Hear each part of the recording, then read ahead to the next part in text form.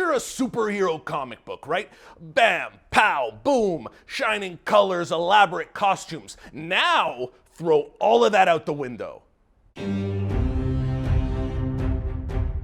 Look, comic books are for nerds. In the movies, every costume's a little more gray.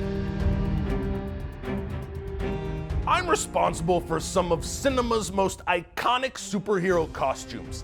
I took Superman's underwear off in Man of Steel to accentuate the bulge. I knocked Thor's dumb helmet off his dumb head and I never looked back. I told them that Lego Batman should be Lego. Yeah, I'm not entirely sure I'm qualified either, but I'll show you the tips and the tricks that I use to get ahead. My name is Dode L, and I'm a superhero costume designer, and I'm gonna show you how to make it without ever really trying that hard.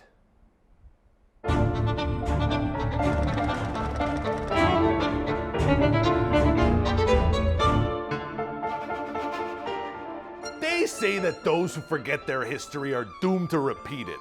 So, when I get a new assignment, I like to go back and look at the old superhero movies of the past, and I ask myself a question that all those designers must have asked. Why not a leather jacket? Blade, Ghost Rider, Nick Fury, The Punisher, X-Men all did fine with a combination of black leather and black body armor. So, I say, if it ain't broke, why break it? Marvel asked me to take a stab at Hawkeye. So I looked at one of his old comic books, and what do I see?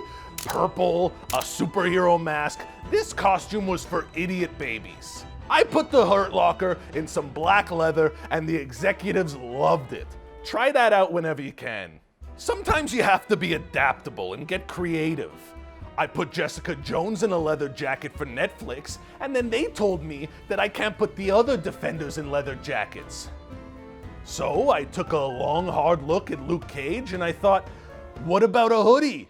They fucking loved it. So I put Iron Fist in a hoodie too. The hoodie became the leather jacket of Marvel Netflix. I miss working on those.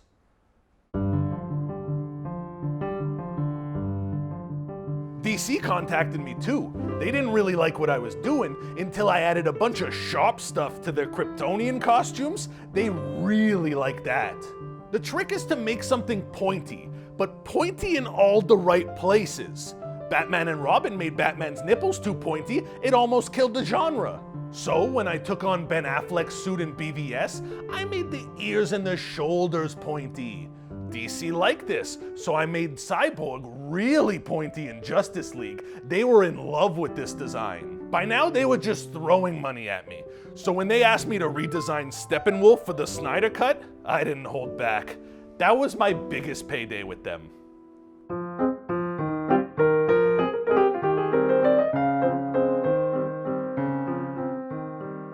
Another way to make your life way easier is to work on movies with mostly CGI costumes. Now, I hate actors. I've got a history with Willem Dafoe. There was a credit card thing, forget about it. So I always try to put them in the most humiliating costumes possible. Mark Ruffalo didn't hold the elevator. Dan Stevens called me Threads. And the whole entire cast of Cats skipped my karate recital. I got the blue belt. I could show it to you. Actors are arrogant creatures by nature, so it's important to keep them humble. Putting a famous actor in their place shows everyone that you're the boss. Plus, it feels really good.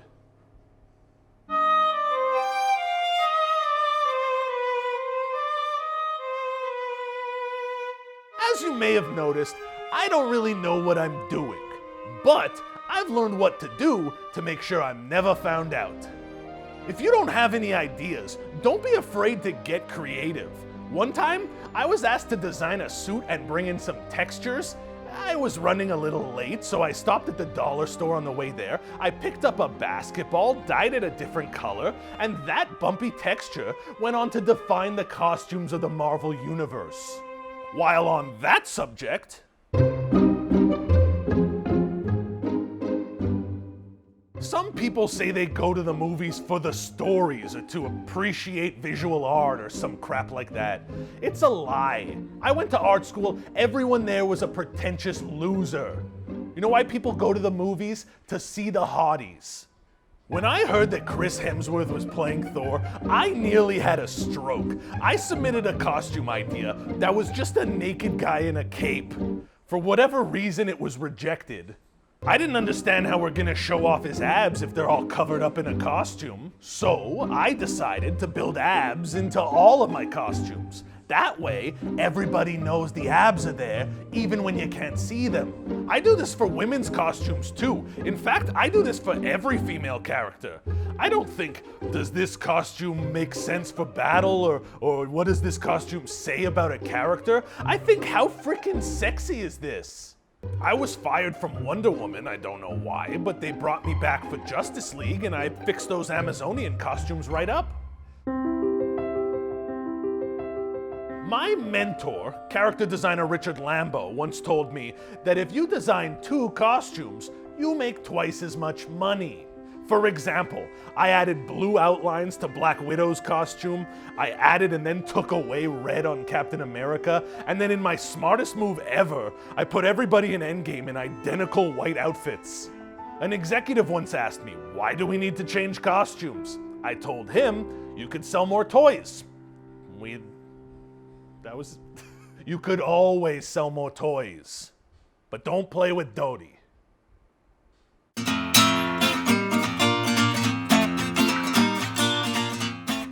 Can I swear again? So I put the Hurt Locker in black leather.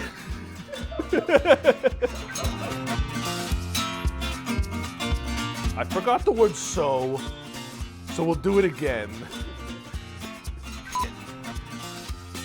My name is Dode L, and I'm gonna show you, I went very New York on the Punisher. Comic books are for nerds.